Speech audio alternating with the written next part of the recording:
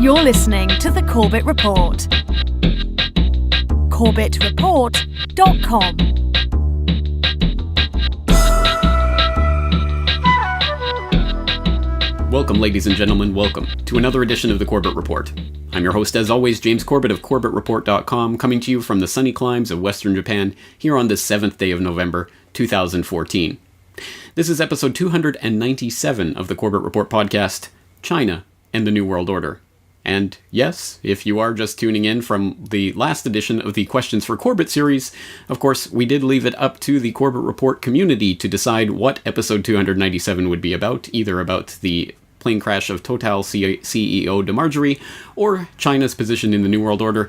The Corbett Report community has responded overwhelmingly for the China episode, and I'm glad they did, because this is a topic that I've been researching in one form or another for a few years now, in earnest for the last few months, and in absolute incredible detail in the past 2 weeks, and I have a doozy of an episode for you today. If you think this podcast has been informative or data-packed in the past, you ain't seen nothing yet, so let's roll up our sleeves and get to work on constructing today's narrative. And it starts in a position that I think most of us will be familiar with. If you are even glancingly looking at the headlines this day and age, you will note that there is an undeniable, a demonstrable buildup of diplomatic, financial, and military tensions between the NATO powers on one side and China and its allies on the other. Now, new warnings over cybersecurity and the growing cyber war between the U.S. and China. U.S. officials charging members of a shadowy unit in the Chinese military, accusing its agents of stealing trade secrets from American companies.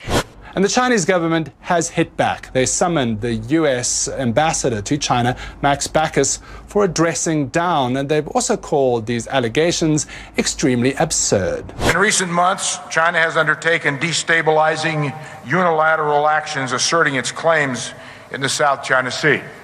We take no position on competing territorial claims, but we firmly oppose any nation's use of intimidation, coercion, or the threat of force to assert those claims. The United States will not look the other way when fundamental principles of the international order are being challenged. Beijing quickly reacted to the accusations and denounced Hegel for singling out China at a public venue. The Chinese official also said the speech was completely non-constructive and full of hegemony, threats, and intimidation. The Treasury is once again criticizing China for failing to let its currency appreciate against the dollar and for the rapid buildup in China's foreign exchange reserves, saying in this report, quote, both the rigidity of the renminbi, another name for the yuan, of course, and the reacceleration of reserve accumulation are serious concerns which should be corrected to help ensure a stronger, more balanced global economy. Tomorrow, there will be a formal announcement that Australian dollars can be directly traded into renminbi, into the Chinese currency RMB here in China, the third currency in the world to do so after the US dollar and the Japanese yen. This is another small step in China's campaign to increase international use of its currency. China has launched other new currency pairs in recent years, including the Canadian dollar, Malaysian ringgit, and Hong Kong dollar. The deal is meant to help promote business between the two countries by allowing trade without using the U.S. dollar as an intermediary. A U.S. Navy patrol aircraft was stalked and then repeatedly buzzed by a Chinese fighter jet in international airspace this week. Pentagon officials are calling it dangerous and unprofessional. The U.S. and Japan issued strong statements of concern over the issue, and on Tuesday, the United States confirmed that it flew two B-52 bombers over China's newly established air defense zone, as well as the disputed Diaoyu Islands. U.S. State Department spokesperson Jen Psaki on Tuesday expressed U.S. concern over the issue. When asked about whether the United States' action should be viewed as counter-provocation, Psaki refused to comment. This phenomena, as I say, is fairly self-evident, even if you are only looking at the headlines of today's news. But if you are only looking at the headlines, then you might have missed a very different set of data, indicating a very different and perhaps directly contradictory narrative, one that paints China and its supposed foes in the West not as allies pitted against each other, but as partners, however uneasily, in some sort of alliance that will set the tone for the 21st century. Evelyn de Rothschild joins us now to talk about investing in China and his latest venture, Weather Central, here as well. So, Evelyn, thank you very much indeed for joining us. I just want to get your views on how things have evolved. Has it become a more open society? Has it become an easier place to do business? Oh, I think it is, no doubt. I think it's a remarkable country. When you think of what has happened in the last 10 years, let alone 20 years, is an achievement beyond recognition. I'm Richard Rockefeller. I'm chair of the board of the Rockefeller Brothers Fund. The sentiments that my grandfather and grandmother and actually other relatives of that generation had for China, very positive feelings for the country, passed through the generations to all of us. So China, in a way, wasn't such an unfamiliar place to us as it might have felt for a lot of Americans. What sort of a financial deal should Obama be seeking to strike when he travels to China next month? No, I think this would be the time, because you really need to bring China into the creation of a new world order, financial world order. So, Evelyn, what about the RMB situation? You mentioned a so-called currency problem. I mean, do you see the day in the next 5 years where it's fully convertible and flexible? Well, you're talking to a person who's quite old. If I'm around in 5 years, I'd like to think that that is the case.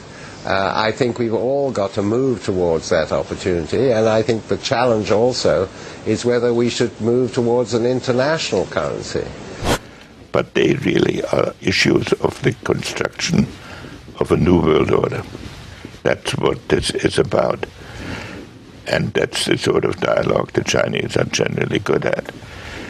And so a partnership between us is essential. A conflict between us is going to exhaust us both in tactical exercises that cannot be conclusive. And the New World Order could satisfy both.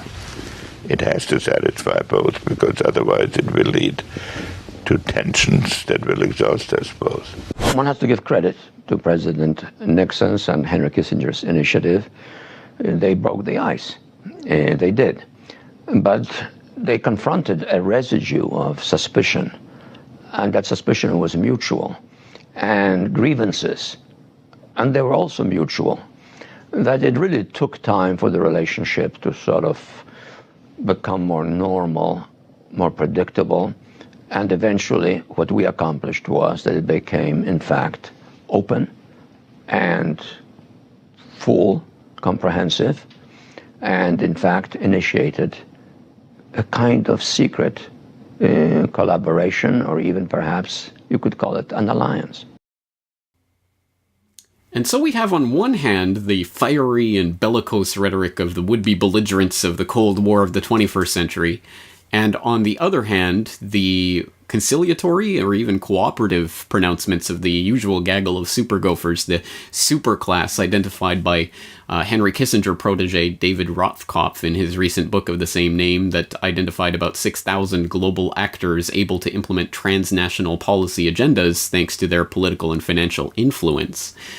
Are these two positions, which seem to go head-on and seem to be completely irreconcilable, in fact resolvable if we look at this not as a two-dimensional surface-level conflict taking place between nation-states or groupings of nation-states on the geopolitical chessboard, but in fact a three-dimensional problem that involves hierarchies of control vying in different levels of this game for different squares, not just squares of a chessboard, but a 3D chessboard, if we can extend the metaphor.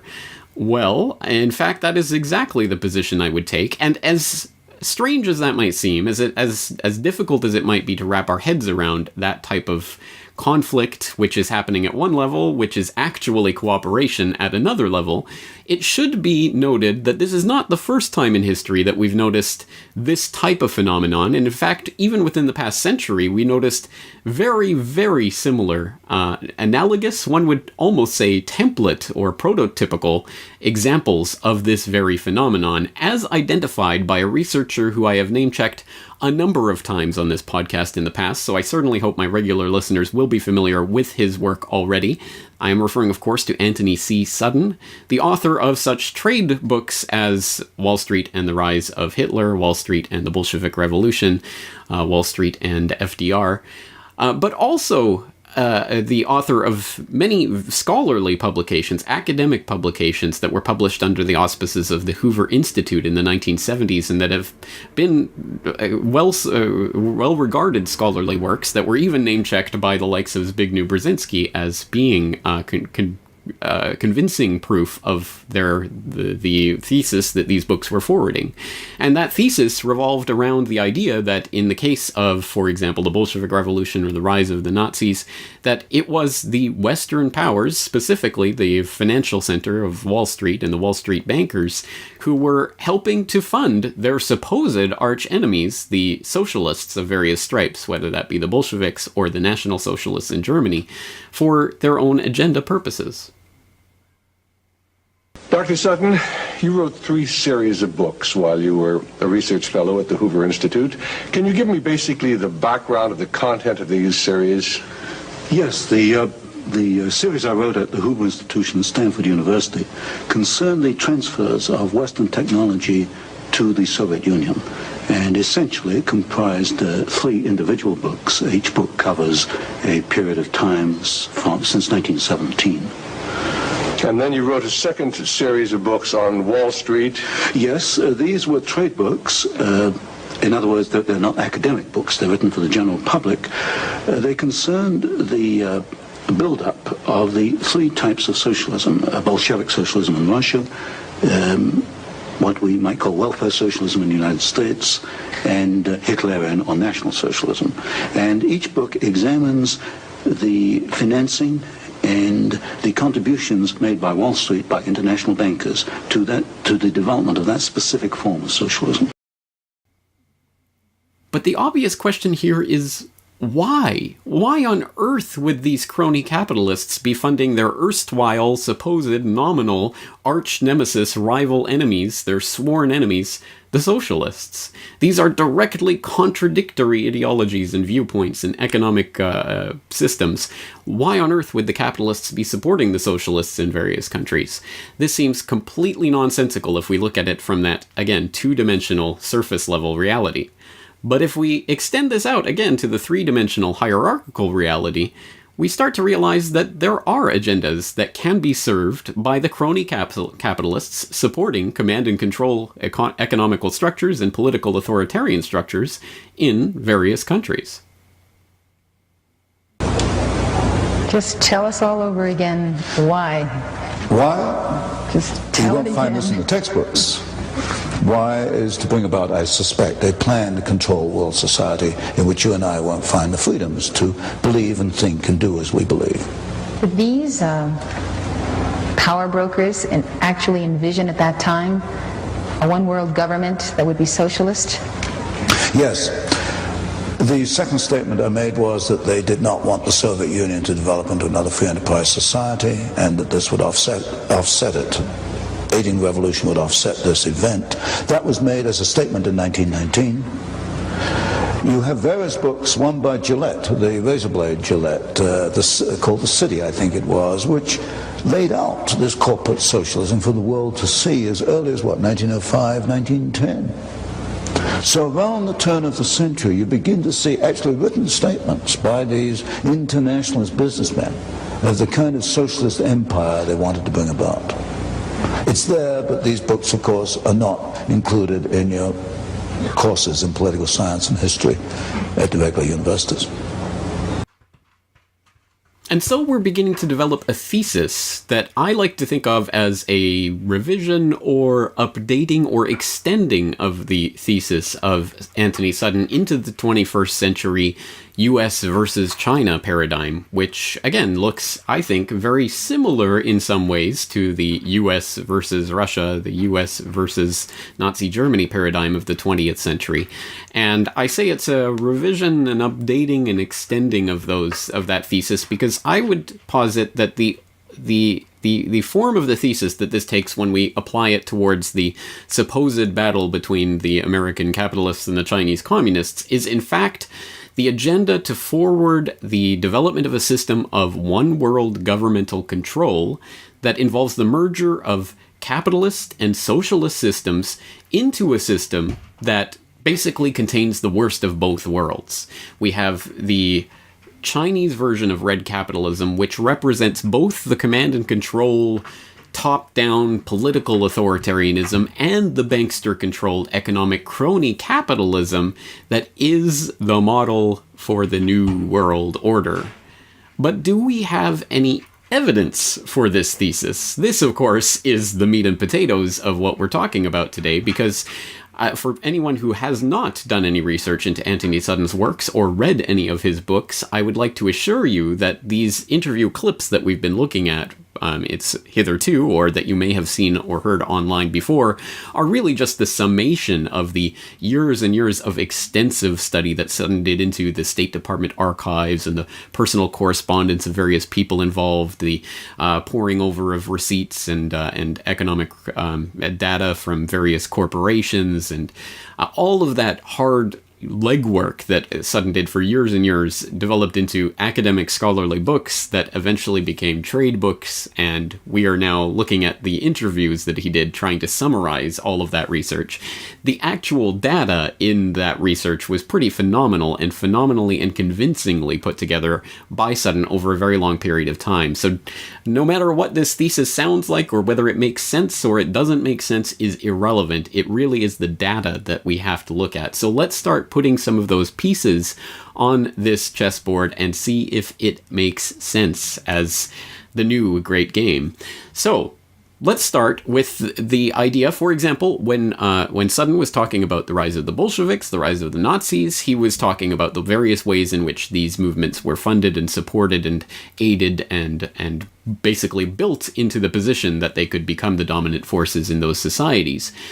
And do we have a parallel with the communist Chinese, obviously taking over the country in 1949 and being bitterly opposed by the Kuomintang of Chiang Kai-shek, who, of course, then retreated to Taiwan, and the battle lines were then drawn, with China, of course, claiming Taiwan as part of its natural one China territory, and of course Taiwan declaring itself to be an independent republic. And so things stand, and that's of course the very uneasy position that we remain in today, and the idea being that if China ever went and tried to militarily take Taiwan, then World War III is on, or something along those lines. So from the perspective of that narrative, the U.S. was obviously supporters of Chiang Kai-shek and the Kuomintang. It was quite obvious that this was the case. At least that's the surface level reality. Is there convincing or interesting or definitive or persuasive or whatever kind of evidence to point to the contrary, that in fact the U.S. or not necessarily the government, but influential people in this super gopher, super class category were actually helping to support Mao and the communists? And there is actually some tantalizing clues along that path. I don't think I've found anything that I would call definitive. I've heard claims, for example, of CIA, of station chiefs having claimed that the CIA was covertly supporting Mao. I haven't actually seen any of those claims, though. I've heard them talked about, but I haven't actually tracked down the claims themselves. If anyone can help me with that, that would be much appreciated. But we'll talk more about how you can help out with this overall investigation into China and the New World Order at the end of this episode. But let's take a look at just some of the crumbs on this cookie trail that I did find in the research for this podcast episode. And we'll start with an edition of the Yale Daily News, specifically number 96 from February 29th, 1972, that is available for reading online on the Yale Library, digital library.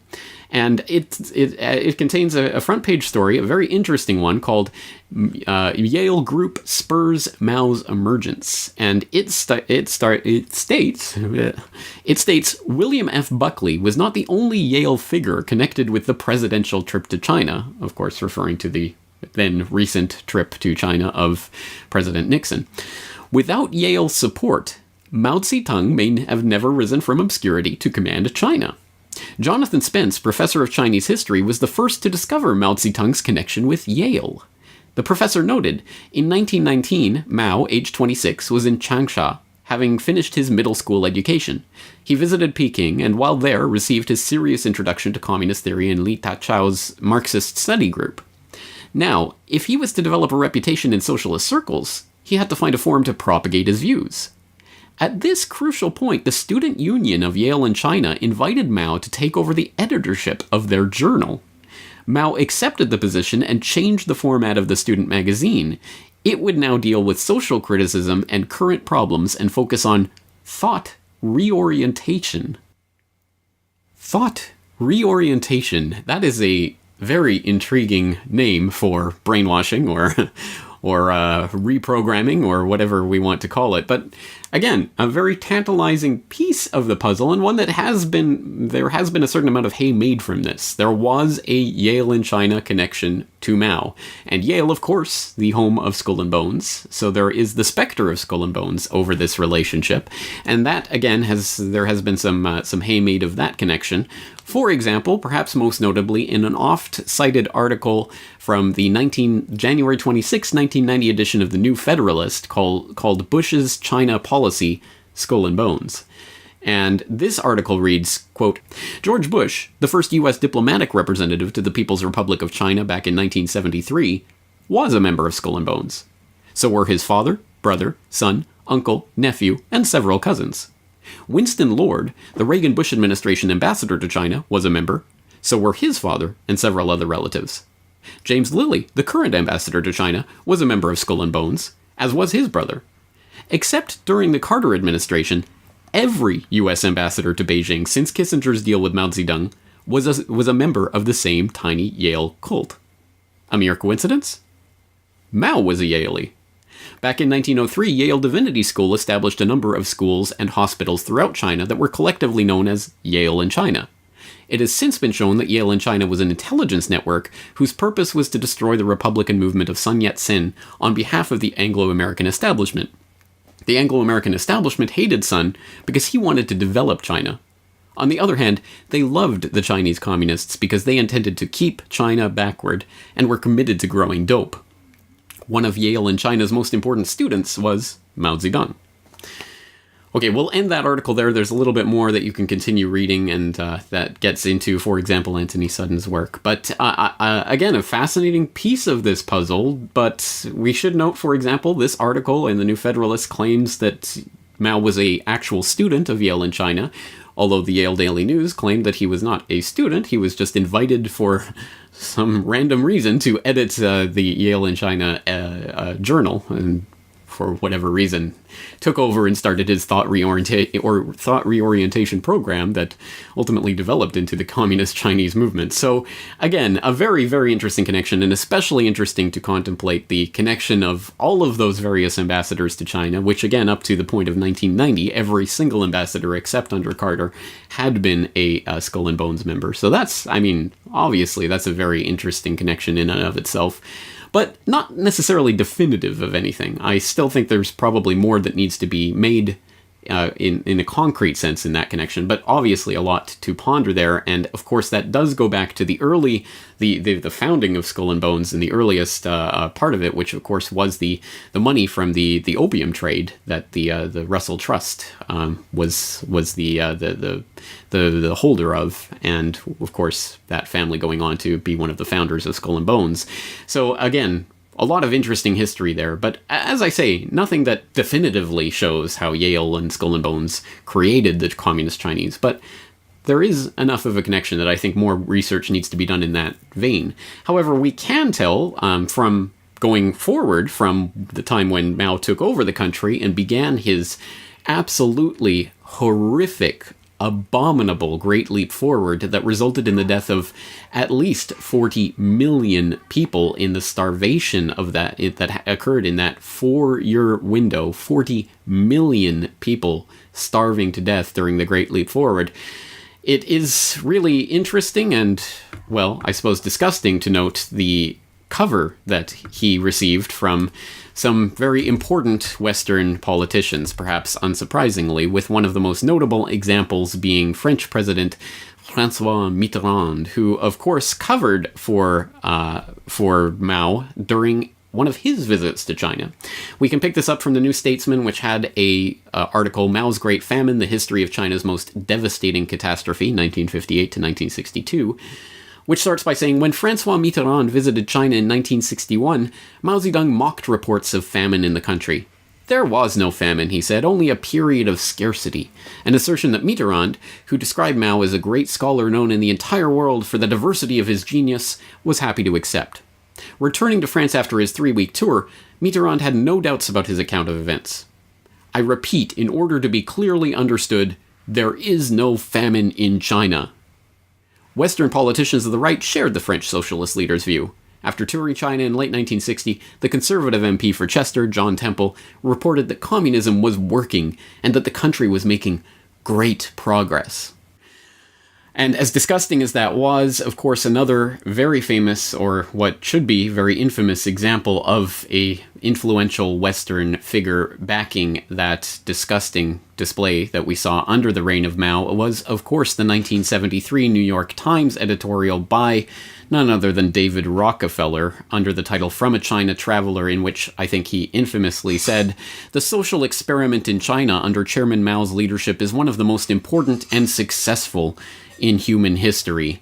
Again, comparing that type of rhetoric to the actual actions of Mao and what was accomplished under his leadership is, well, quite the disparity. And one might ask why that would take place. But I would like to draw people's attention to a different part of that editorial, one that is much less cited, in which Rockefeller writes, "The Chinese, for their part, are faced with altering a primarily inward focus that they have pursued for a quarter century under their current leadership. We, for our part, are faced with the realization that we have largely ignored a country with 1/4 of the world's population. When one considers the profound differences in our cultural heritages and our social and economic systems, this is certain to be a long task, with much accommodation necessary on both sides." Very interesting passage, not least of which because one might well ponder who is exactly meant in that we and our. Is that America as a whole, or does that have more to do with Rockefeller, his obvious banking and oil interests, his other ties to the financial and oligarchical elite? I think the latter more so than the former. But regardless, I think that this is actually in a couched sense, a reformulation of our thesis, that ultimately the plan, the long-term game plan, has been, at least since the time of the 1970s and the opening up of China, the very idea of merging China's inward focus and its top-down control with the ideas that the West was seeking to import in terms of economic, social, historical systems. Very interesting. So, how was this actually accomplished? Again, it's one thing to talk about it in generals. How about in specifics? Well, of course, we're talking about David Rockefeller and his 1973 speech or op-ed in favor of the great socialist revolution of Mao. But it's interesting to note that the 1972 trip of Nixon to China begat the famous Vulcan phrase, for Star Trek 6 fans in the crowd, "Only Nixon could go to China." But actually, the phrase shouldn't be "only Nixon could go to China," because Nixon was preceded in his 1972 visit to China in 1971 in a series of secret meetings that were eventually revealed of Henry Kissinger to Beijing. It was Kissinger, of course, who paved the way for Nixon to normalize relations with China. And who is Kissinger, and who does he work for? Well, again, we don't have to dig very deeply for this knowledge. In fact, we could turn to that bastion of truthiness, Wikipedia. If it's written there, it has to be true, right? It's certainly mainstream if it's written there. So, again, from David Rockefeller's own Wikipedia entry, quote, "In Henry Kissinger, Rockefeller found a political operative with an international and domestic perspective similar to his. They first met in 1954, when Kissinger was appointed a director of a seminal Council on Foreign Relations study group on nuclear weapons, of which David was a member. The relationship developed to the point that Kissinger was invited to sit on the board of trustees of the Rockefeller Brothers Fund. Rockefeller consulted with Kissinger on numerous occasions, as for example in the Chase Bank's interest in Chile and the possibility of the election of Salvador Allende in 1970, interestingly, and fully supported his Opening of China initiative in 1971 as it afforded banking opportunities for the Chase Bank. Oh yes, in this formulation, it was Rockefeller supporting Kissinger's initiative to open up China rather than the other way around. Yeah, sure, Wikipedia. I believe that one. But regardless of the relationship, Kissinger, Rockefeller, two peas in a pod, with the same agenda to open up China from the Mao era of Great Leap Forward, and then the Cultural Revolution, which was an interesting time in which Mao did a very astute political maneuver. Let's not say that he was a stupid man. He was a disgusting, horrible, cruel, perverse person, probably the greatest mass murderer in the history of the world, but he was not necessarily a stupid man, and one does not retain control over a country for that long in those types of revolutionary situations without some politically astute moves. And the Cultural Revolution, in some ways, although this needs a large degree of fleshing out, but can be seen as a type of counter-revolution instituted by Mao against the counter-revolutionary tendencies that were taking place within his own party. Again, it was an interesting maneuver to get the people against the Chinese Communist Party, which was turning against Mao so that he could retain his power. An interesting setup, but at any rate, the Cultural Revolution was what occurred after the Great Leap, the utter, disgusting, horrific failure of the Great Leap Forward, which managed to maintain Mao's control over the country. And then, after that point, at the point where the handover took place and Mao was out of power, we started to see a new generation of Chinese leadership taking over. And this is where the story gets extremely interesting and connects again with these same figures of Chase Manhattan, of Rockefeller, Kissinger. All of these figures come together at a very interesting point. And we'll take this from a 1986 work by Michel Chossudovsky, Towards Capitalist Restoration, where he writes, quote, "The 1979 visit of Deng Xiaoping to the US was followed in June 1980 by the equally significant encounter in Wall Street of Rong Yiring, chairman of CITIC, and David Rockefeller. The meeting, held in the penthouse of the Chase Manhattan Bank complex, was attended by senior executives of close to 300 major U.S. corporations.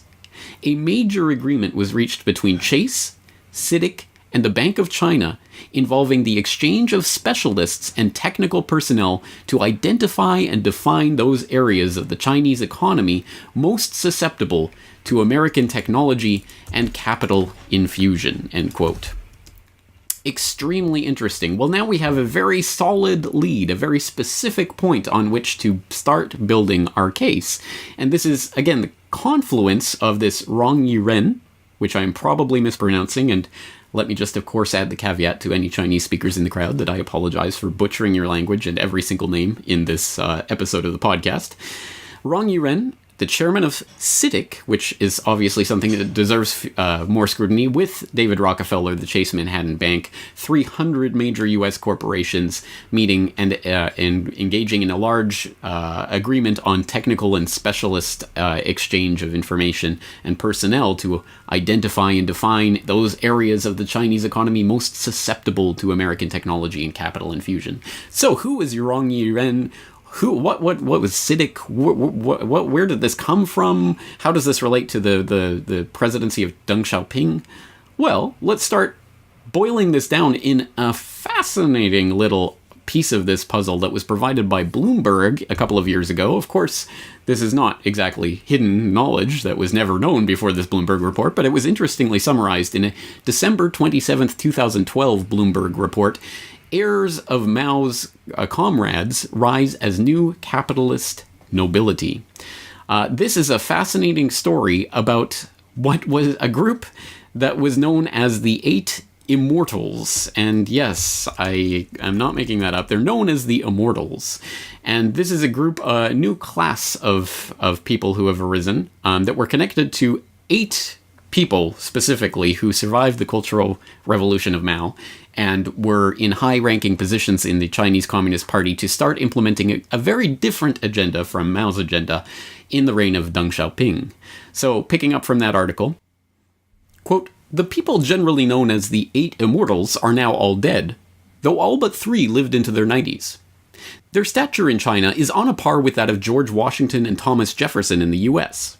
They are Deng Xiaoping, General Wang, who fed Mao's troops, Chen Yun, who took charge of the economy when Mao assumed power in 1949, Li Qianyan, who was instrumental in the plot that ended the Cultural Revolution, Peng Zheng, who helped build China's legal system in the 1980s, Song Renchong, the party personnel chief who oversaw the rehabilitation of purged cadres after the Cultural Revolution, President Yang, who backed Deng's order to carry out the 1989 Tiananmen Square crackdown, and Bo Yibo, a former vice premier and the last of the immortals to die at 98 in 2007.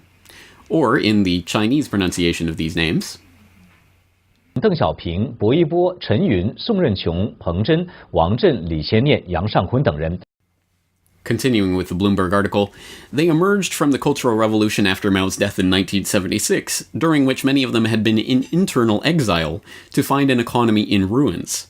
Gross domestic product in 1978 was $165 a person, compared with $22,462 in the US.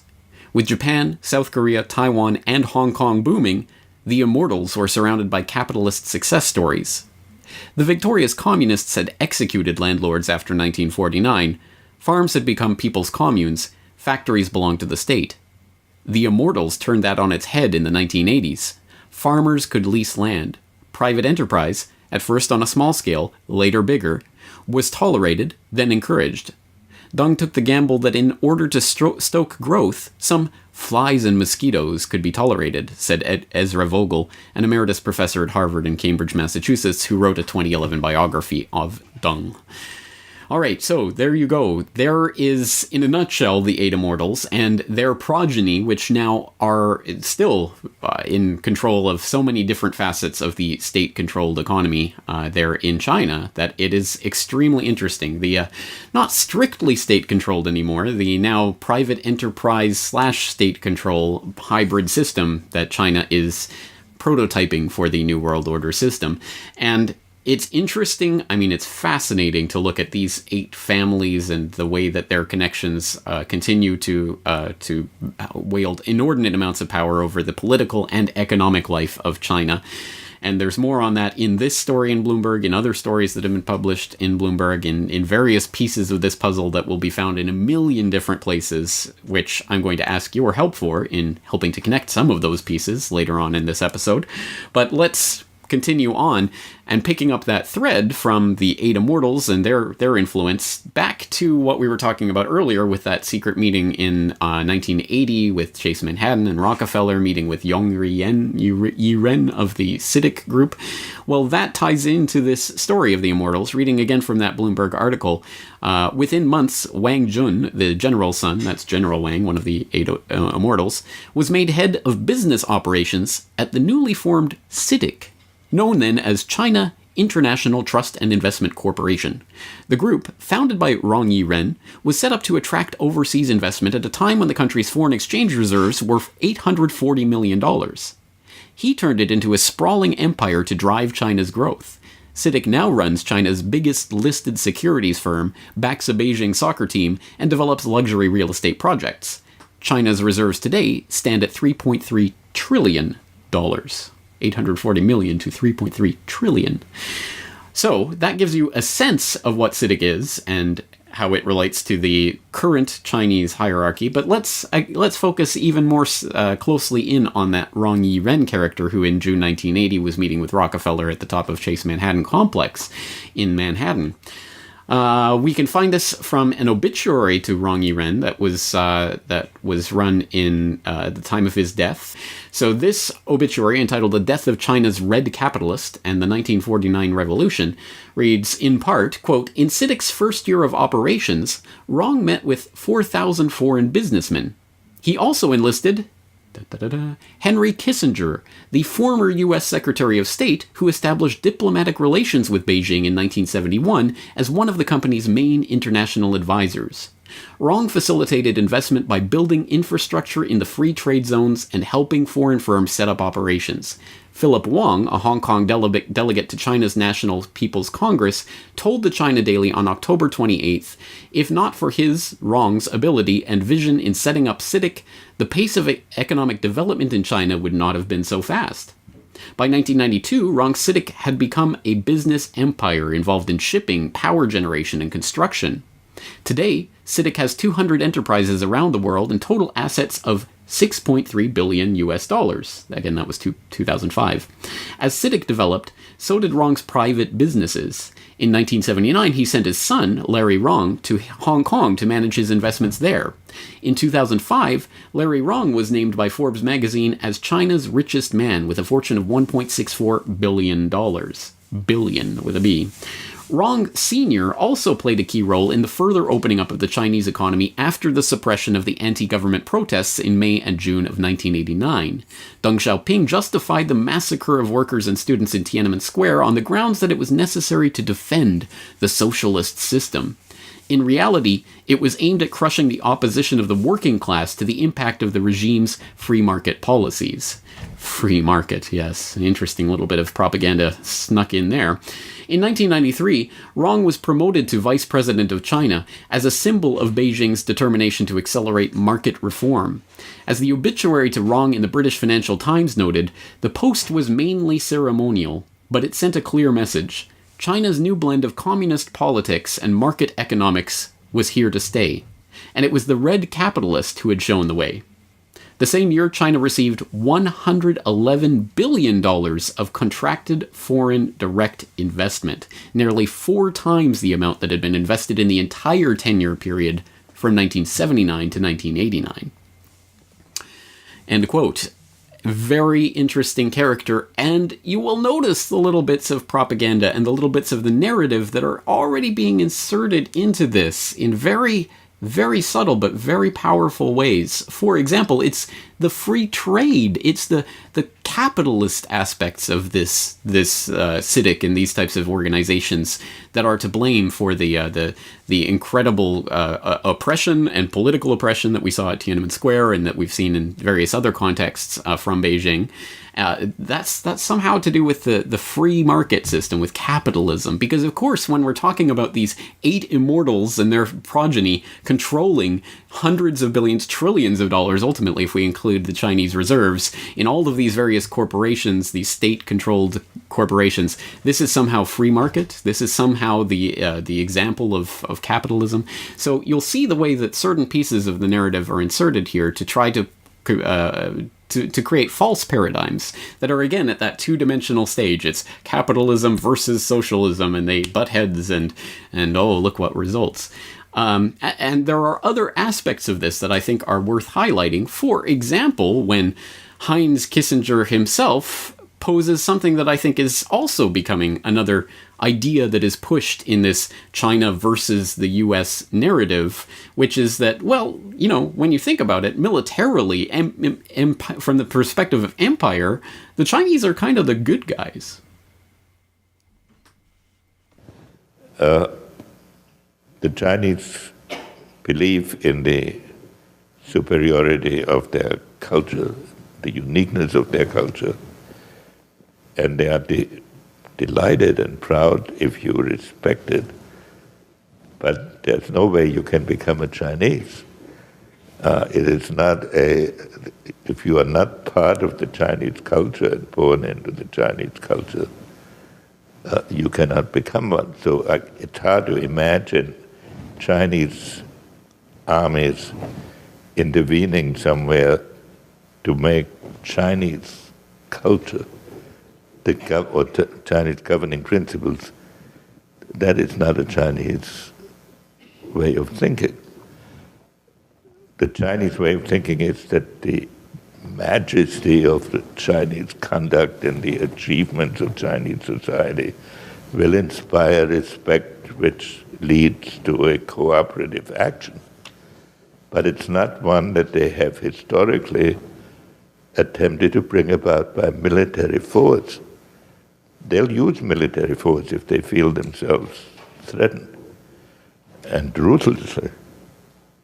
But it's hard for me to visualize a Chinese military strategy designed to back up a Chinese world government, even in the name of universal peace.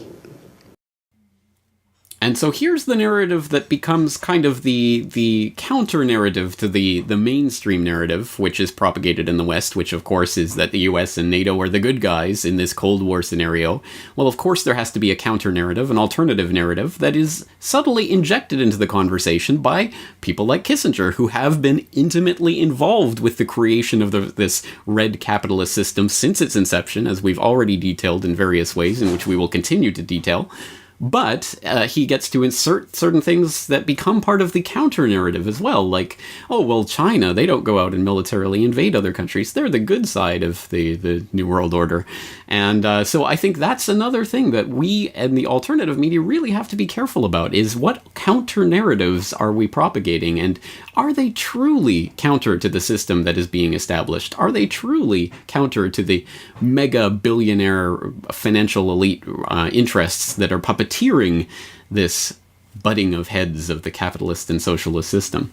Well, let's continue. What specifically resulted from these increasing ties through organizations like CITIC, which very attentive listeners of this podcast will remember from our examination of the Power Corporation and the Desmarais family in Canada, which managed to get an interest in and ultimately sat on the board of CITIC Pacific, which was a Hong Kong subsidiary of CITIC, which is the same CITIC which was Rong Yi-ren working with Rockefeller and everyone at Chase Manhattan and the 300 U.S. corporations to establish this U.S.-China tie.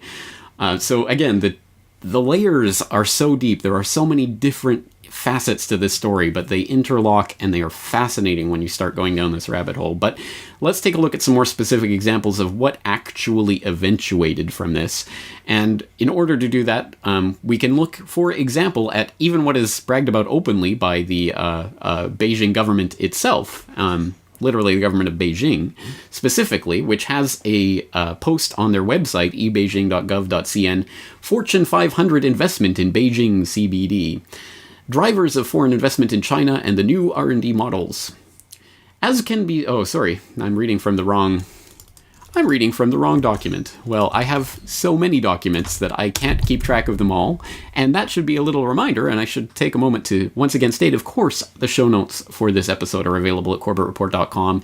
Copious show notes with links to all of the documents that we're talking about, so that you can start to piece some of the pieces of this very interesting puzzle together for yourself. But let's turn to, again, this Fortune 500 important engine driving Beijing CBD economic development on the Beijing government website, which notes that there has been an exceptional increase in Fortune 500 investment in China over the past decades. And then in the 1990s, we have the Fortune 500 enterprises setting up investment companies in Beijing, and it goes through the history of that. And then after 2000, they set up regional headquarters in Beijing. So you're getting the idea. We have the gradual buildup of the financial, the economic, the productive, even the investment capacity of foreign Fortune 500, which we should read as the corporate member roster of the Council on Foreign Relations, for example. That's all interlocking. Is growing steadily throughout the 1970s, the opening up, the 1980s, the 1990s, and then the 2000 to present region. So we, of course, are looking at China generally from 2000 on with its remarkable 10-15% GDP growth rate, just its blistering pace of economic growth over the past decade, and as if that sprang out of nowhere and was not the concerted and deliberate product of a very regimented agenda that has been at work for decades now and that has been rigorously planned out from behind the scenes by the crony capitalists and the immortals in China and their progeny. So again, there's an interesting little graph that shows some of the examples. For example, just charting the progress of various Fortune 500 enterprises. At the beginning of the opening up in the 1970s, HP and Matsushita set up offices in 1979 in the neighborhood of the Beijing embassy. HP China Limited was established in Beijing in 1985, and Beijing Matsushita Color CRT Company Limited was established in 87. HP China Investment Company was established in 1995, and Matsushita China Limited in 1994. HP bought HP Building in Beijing CBD in 1998 and moved several branches to the building. In 2002, Matsushita Limited was transferred to a regional headquarters. So again, we get the sense there is this build-up, and there's just a couple of examples of some of the companies that are involved in this, but there are many, many, many more, as detailed in an article that I wrote earlier this year and that's available on CorbettReport.com. Of course, again, the link in the show notes to an article I wrote called The Great Decoupling, How the West is Engineering Its Own Downfall. Again, more about this idea of this sort of phony Cold War and how it's being used for political purposes to engineer a new world order, a one-world system, which notes, quote, "The Chinese industrial juggernaut did not just spring up overnight. The infrastructure for China's economic marvel of the last decade was laid in the decade before. In the 7 years from 1994 to 2001 alone, direct investment of US-based multinational corporations in China quadrupled from $2.6 billion to $10.5 billion. In the same period, China rose from the 30th largest target of US R&D investment to the 11th, on the back of a doubling of US affiliates in the country. The list of companies that started major R&D activities or facilities in China in the 1990s reads like a who's who of the CFR-nested Fortune 500 set. DuPont, Ford, General Electric, General Motors, IBM, Intel, Lucent Technologies, Microsoft, Motorola, and Roman Haas all had a significant stake in China by the beginning of the 21st century. And then the economic boom suddenly springs out of nowhere, right? Interesting part of all of this is the fact that it was, of course, framed as the offshoring of productive capacity. Of course, we're using China for their cheap labor. That's why all these companies went to China. But the part of this that doesn't make sense is the incredible boom in R&D funding that began in the 1990s and continued through the 2000s period. Why was there all this investment in R&D in China? That's different from the productive sort of menial labor, which one can understand. You're going to pay basically slave labor to do menial tasks like Foxconn or whatever. But why R&D specifically, outsourcing that to China? And there's an interesting report that I uncovered that deals with this problem specifically, drivers of foreign investment in China and the new R&D models from UTA.edu. And that's a fascinating report for a lot of different ways, including the way that it tries to deal with that idea. Why were these foreign companies suddenly investing in R&D in China? And it concludes, for example, as can be seen, a great deal of research has focused on China and how global companies have moved much of their production capability to that country. However, this research has overlooked the growing amount of research and development that these firms have undertaken in China. In fact, China has seen the development of new models of R&D by foreign corporations. So again, this R&D investment did not spring out of nowhere. It was, again, a part of a coordinated agenda that involved some of the largest corporations on the planet. And this report also lists some of the countries that heavily invested in R&D in the 1990s. Motorola, Nokia, Siemens, IBM, Microsoft, GM, Samsung, Nortel, GE, JVC, Intel, P&G, DuPont, Ericsson, Matsushita, Mitsubishi, Lucent Bell, and AT&T, to name a few, all have R&D facilities in China. Microsoft, for instance, invested $130 million to establish its research institute and Microsoft Asian Technology Center in China. Motorola established 18 R&D centers in China by the end of 2000.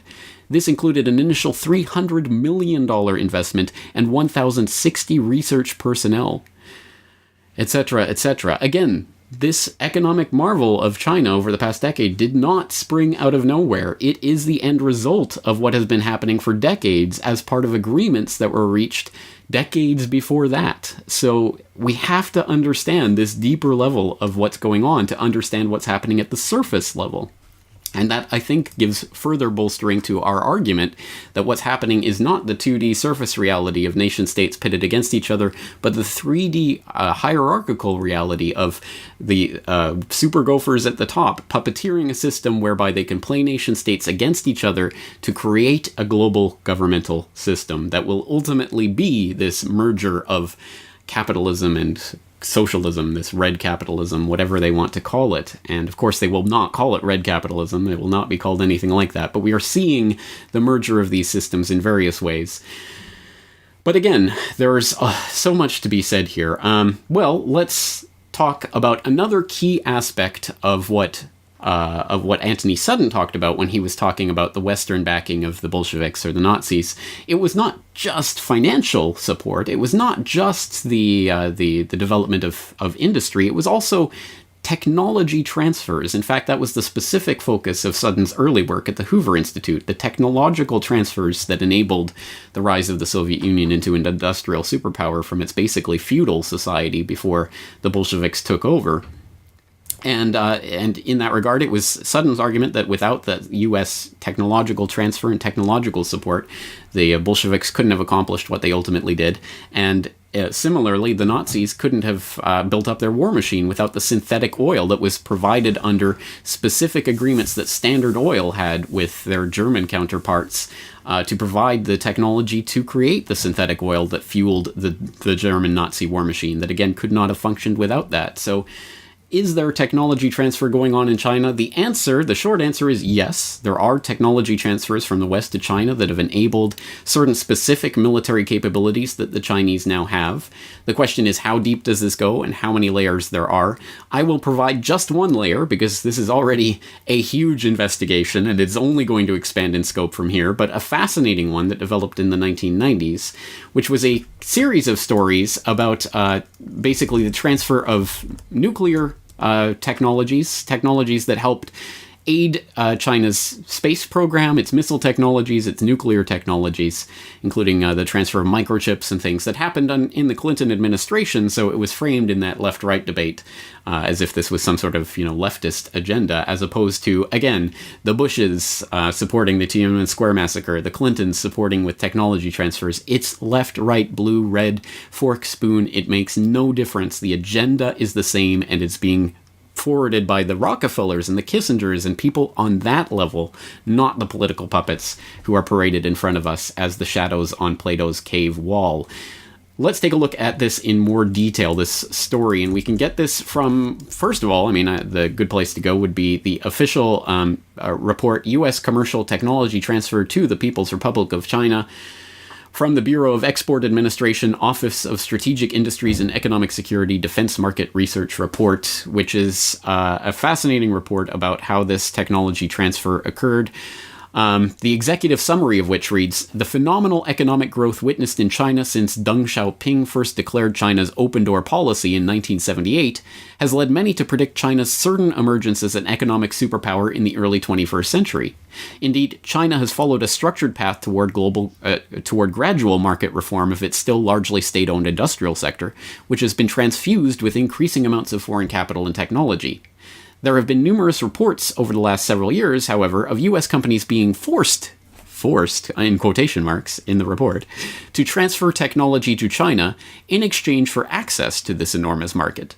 The purpose of this study is to assess the extent to which U.S. commercial technology is being, in effect, coerced from U.S. companies engaged in normal business practices and joint ventures in China in exchange for access to China's markets. The cumulative effect these transfers may have on China's efforts to modernize its economy as well as its industrial and military base is also examined. Finally, this study addresses the impact of U.S. technology transfers to China on the issues of long-term U.S. global competitiveness and broad economic and national security interests. And at the end of this report, it notes, although it is not possible to make a clear determination of the U.S. national security implications of commercial U.S. technology transfers to China, the continuation of the trends identified in this study could pose long-term challenges to U.S. national security interests. The study does not identify any specific Chinese military advances made as a result of U.S. commercial technology transfers, but does suggest that continued pressures on foreign high-tech firms to transfer advanced commercial technologies, if successful, could indirectly benefit China's efforts to modernize its military. This report was written in 1999.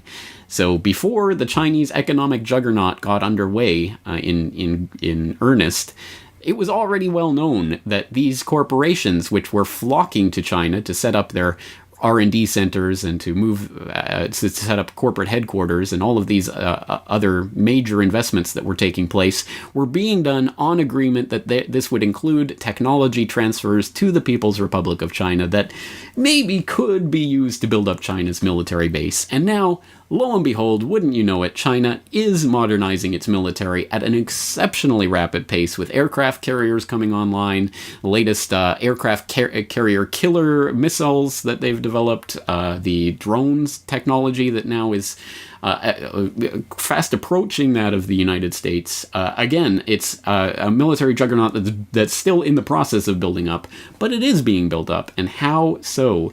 Again, this type of report gives us a window into that process, a process that, again, could not take place without the active support of the very financial and corporate oligarchy that has been wedded to the Chinese immortals and the Chinese regime that's been in place at least since the death of Mao. Fascinating stuff, I hope you will agree. Some more specifics we can get on, for example, the Chinese the missile allegations, the allegations of specific technology transfers regarding missile technologies. There's a Washington Post series of articles from the 1990s on this that I'll throw a link into. It's an interesting compendium of dozens of reports that were compiled and filed in the 1998 time period. I have a report, China, possible military technology transfers from U.S. satellite export policy, actions and chronology, from au.af.mil. U.S., this is an interesting one. Bush's brother has contract to help Chinese chip maker. Talking about one of the Bushes, I don't even remember which one without looking at the article itself, and his intimate ties to a Chinese chip maker and the brouhaha that caused for George W., who was in power at the time. Also, yes, it was Neil Bush, who also, just a couple of years ago, made headlines for this. Neil Bush communist photo makes a scene on Chinese social media site Weibo, and it's Neil Bush wearing communist Chinese regalia saying, "Am I doing it right?" basically. You know, it's all funny. It's all fun and games to these people. That again is just a taste of the idea of what we're really trying to drill down to, which is the specifics that Anthony Sutton drew out in the Soviet or Nazi paradigms. We want to construct the same case for what's happening with communist China, because again, this is about the creation of the one world governmental system, and that cannot take place without A, the nation state systems warring and ruining each other, and oh, please save us. Oh, luckily there's this model, this structure that's already been put in place that can come save us of, you know, some sort of UN type structure that will function like the red capitalists of China, or something of that sort. And this also cannot take place without the active cooperation and the financial, the corporate infrastructure that has been carefully laid out for decades now in agreements between people like Rong Yiren and CITIC and those types of groups, with such things as the U.S.-China Business Council and other extremely fascinatingly interesting groups. Now, as you can imagine, just sorting today's episode out into what I've presented so far has been a mind-boggling event, and I've had to leave out all sorts of different things that would have sent us in different directions. This podcast could probably be split into 10 different podcasts, a series, and I suppose it will be, and that's what I'm going to call on all of you out there now to help engage in this task of following these different cookie crumb trails and going down the various rabbit holes and digging up what you can find. I'm calling on the Corbett Report members, the community that is developing at the Corbett Report open source intelligence news community, to help assemble some of these facts, get some of these names, follow some of these leads, follow the careers of some of these characters and the various dealings that they've done to help flesh out this picture that we're painting here, because it is an exceptionally important one that tells a very different story of what we're being asked to believe, that there is a US-China rivalry and that there's going to be some war because they're so at each other's throats. That is taking place at the surface level, but there's a much deeper level of what's taking place in the third dimension that is much more important in the overall game plan. Do not get caught up in choosing sides as if choosing a nation state or a NATO versus Shanghai Cooperation Organization or one of these phony controlled organizations is going to make a difference. At the end, it's a dialectic, and it's going to smash these two seemingly opposed systems into each other, and what's going to result is going to be horrific on the scale of what Chairman Mao instituted in his great leap forward. So, it couldn't be more important what's happening right now, and I think this is the perspective from which we have to view such things as what's going on in Hong Kong right now, where people are upset at the Beijing government. Now, there's all sorts of manipulations that happen and things that are taking place in the two-dimensional nation-state system version of NED and all of these usual players getting involved in this conflict, but this is part of the conflict that is planned. We have to see it at a deeper level and support the people against these various government and corporate manipulations that have been designed and are taking place. So, this is the level of analysis that we have to get into if we really want to understand what's taking place with China in this current day and age, and this is where I'm going to call on you for help. I have some various things that, just as suggested starting points, obviously take this any way you want, but here are some suggested starting points for where we need to go from here. First, we need more information on technology transfers. You could start using some of the articles that I've cited. You can look for your own, but I want more specifics about technology transfers that have taken place from the West to China that have enabled specifically Chinese military technology. I find that interesting, but also the Chinese cyber capabilities, the fact that they have the most controlled internet on the planet, which again is a very complicated thing to do and something that I don't think could have been done without the active support and collusion of technology companies, for example. So there's some starting points for the investigation. I want to find out more about the financial interlocks between specific Fortune 500 corporations and the red capitalists. And in that regard, I think it will be extremely important to follow up on that Bloomberg article about the 8 immortals, those 8 families and their descendants and where they've gone and how they populate and connect with other people. There's an interesting article I saw that connect so many of these different characters that it was a bit mind-boggling to even glance through, that I'll include in the show notes at this precise time index, so you can go and find that article and start sorting through some of those leads. I want to look at specific organizations, like not only the WTO and IMF and other organizations that China is a part of that are clearly part of this global governmental order, but some others that are less scrutinized, but I think no less important, like the U.S.-China Business Council, which changed its name to the National Council for U.S.-China Trade. It still exists today. It was set up 40 years ago. In my preliminary research for this podcast, I could find barely any information about the historical founding of this group and who was actually its board members and when it was founded and who specifically founded it and in what way and all anything to do with the history of this group. I know that Rockefeller has been an advisor to this group. I know Kissinger has been lauded and given awards by this group. But specifically, there have been allegations that I've read that this group was founded by the likes of Rockefeller and Kissinger. If there is more information on that, more solid leads that we can take this to, that would be great. How about thinking about this in terms of global monetary order, which is going to come out of this merging of the systems? And in that regard, we can look at the interlock between the Bank for International Settlements, the central bank of central banks, identified by Carol Quickly as the absolute apex of the financial pyramid, and the PBOC, the People's Bank of China. And I'll throw in some links to some various articles that I think are interesting with regards to the, for example, some sort of symposium that took place recently, the People's Bank of China BIS Research Conference, that I think will be interesting, as well as some comments that have been made in recent years by various PBOC officials about how basically what is needed is to add the yuan to the IMF currency basket for the special drawing rights, the SDR, which many people speculate is the instrument that is going to take over as the US dollar as the world reserve currency. Some interesting leads. Again, I'll throw those links in the show notes so you can follow through with that. A fascinating looking debate that I haven't had the chance to watch yet. Again, I would love to have the time to have watched this, but we got to put this podcast up at some point. So it was a monk debate, which takes place in Canada. It's always an interesting debate from a propaganda perspective. You have to look through the propaganda, but it's interesting. And this debate was, will the 21st century belong to China? On the pro side, Niall Ferguson and David Daoqui Lee. On the con side, Henry Kissinger and Fareed Zakaria. So a CFR, Bilderberg, globalist, super gopher tag team there. And they ended up winning that debate, incidentally making the argument that China will not be the power of the 21st century. Make of that what you will. So all of those leads, again, there are so many more that we can take. This is obviously just the first report in what will be an ongoing research investigation into this. I don't know what form it will take. More podcasts, more interviews, more articles, I'm sure will result from all of this research. But it is up to you guys out there. Please help me out in this. Compile the links. If you are a Corbett Report member, please sign into the website and leave your posts on this, leave your comments on this post so that we can start compiling this research into a more fleshed out, detailed schematic of what we're talking about.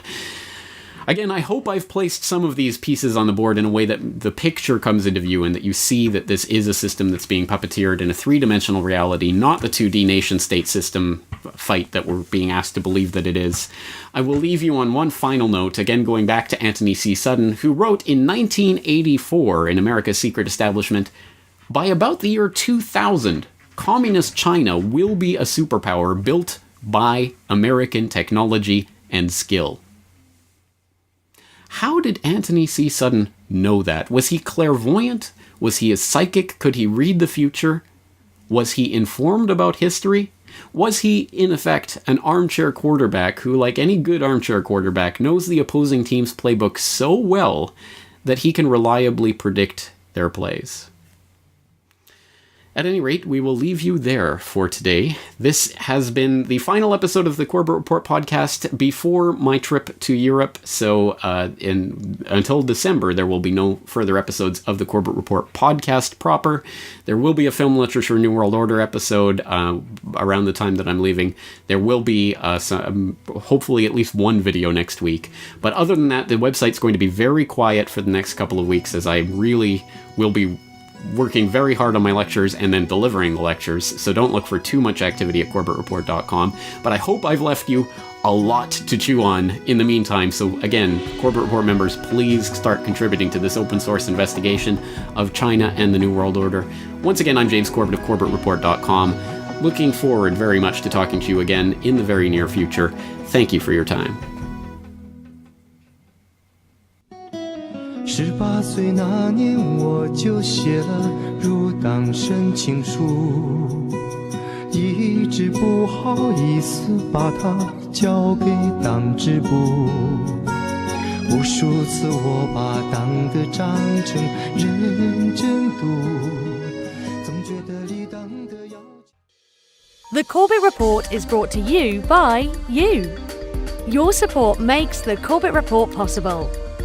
Sign up for the subscriber newsletter or purchase a DVD at corbettreport.com/support.